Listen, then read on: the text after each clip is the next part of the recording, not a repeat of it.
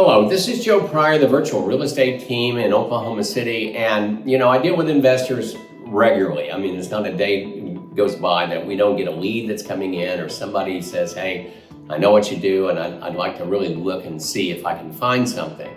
And typically somebody's going to always say, well, what about foreclosures? Because, the market's really bad and, there's a recession that's coming up. Although if you look at the numbers that are coming out on jobs, for instance, it doesn't look like a recession's happening at this point. But, it's not just that. What's happened, which is different than 2008, where people just maxed out, with stupid loans that, breathe in the mirror era, and we had a tremendous problem back then. It's not that way now. It's estimated that the average amount of equity increase that's happened during the pandemic is about $90,000 a house overall. Now it can be plus or minus. I mean, obviously Oklahoma City is going to be different than San Jose, California. But essentially what this means is people have really good homes. They didn't have to pay that much.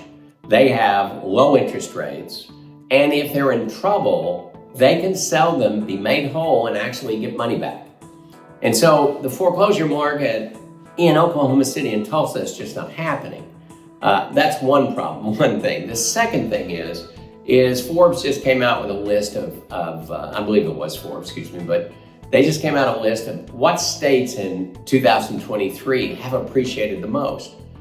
And guess what? Oklahoma was number 3 in the United States, and 7 out of the 10 homes were in the Midwest. Now what this means is the Midwest is just a little bit more steady. If you go into Missouri or Kansas or Oklahoma, for instance, Nebraska, these states, or Iowa, for instance, which I think was number 1, you have very regulated kind of movements in terms of how the economy moves, how housing moves. It doesn't go, crazy. It's not a cyclical market.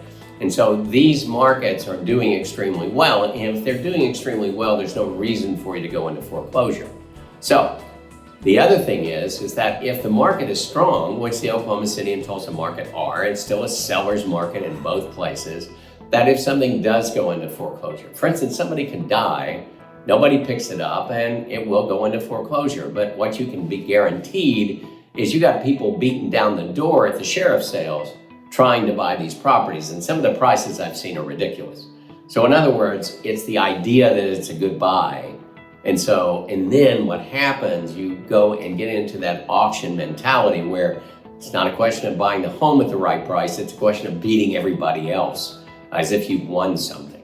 So the thing is that they're selling at very, very high prices, and actually I don't see the value there.